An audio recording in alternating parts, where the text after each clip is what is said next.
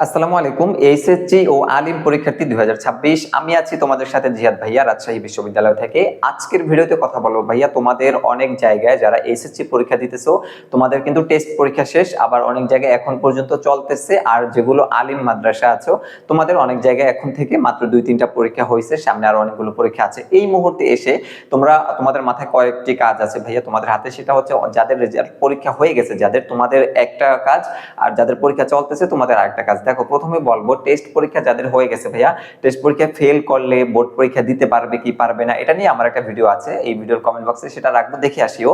তবে এখন ছোট্ট করে বলবো, টেস্টে ফেল করলে পরীক্ষা দিতে হেভি ঝামেলা পোহাইতে হবে তোমাকে, মানে ঝামেলার কোনো শেষ নাই, এরকম একটা ঝামেলা। তবে পরীক্ষা যে দিতে পারবা না বিষয়টা এরকম হবে না আশা করি। আর যাদের এখন পরীক্ষা চলতেছে ভাইয়া, টেস্ট পরীক্ষা হচ্ছে তোমার একদম মিনিমাম নম্বর পেয়ে তুমি পাস করলেই হলো, তোমাকে বোর্ড পরীক্ষা অংশগ্রহণ করতে দিবে। ফর্ম ফিল আপ শুরু হবে আগামী মাসেই, তোমাদের হয়তো মার্চের শেষ দিক থেকে, ফেব্রুয়ারির শেষ থেকে শুরু হবে আর কি।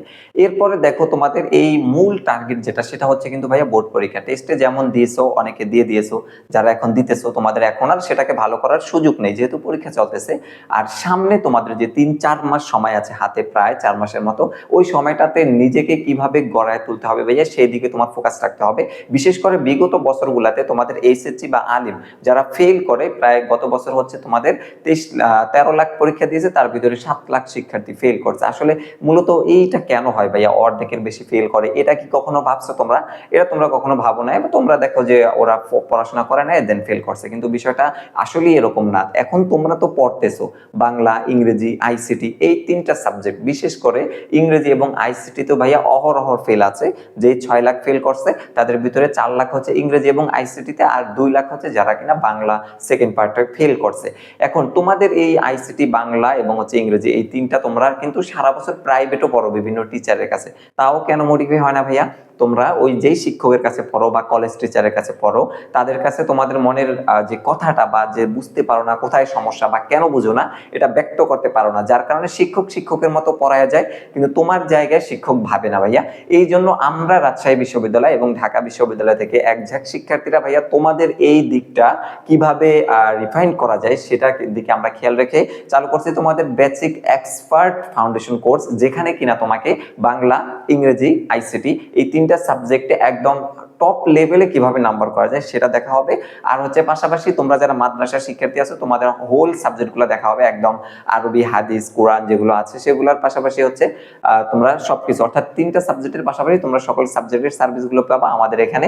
যদি তোমরা এখন পর্যন্ত আমাদের কোর্সে যারা আছো, তোমরা তো আছোই, যারা এখন পর্যন্ত নেই, এই ভিডিওর কমেন্ট বক্স থেকে অথবা এই ভিডিওর স্ক্রিন থেকে হোয়াটসঅ্যাপ নাম্বারে আমাদেরকে নক করো ভাইয়া। বিস্তারিত শিক্ষা সংক্রান্ত সকল কিছু তোমরা আমাদের এখানে পেয়ে যাবা। আর যারা চ্যানেলে নতুন আসছো অবশ্যই সাবস্ক্রাইব করে আমাদের সাথে থাকিও। তোমাদের নিয়ে বিগত বছরগুলোতে কাজ করে আসছি, তোমাদের সমস্যাটা কোথায় সেটা আমরা বুঝতেছি ভাইয়া।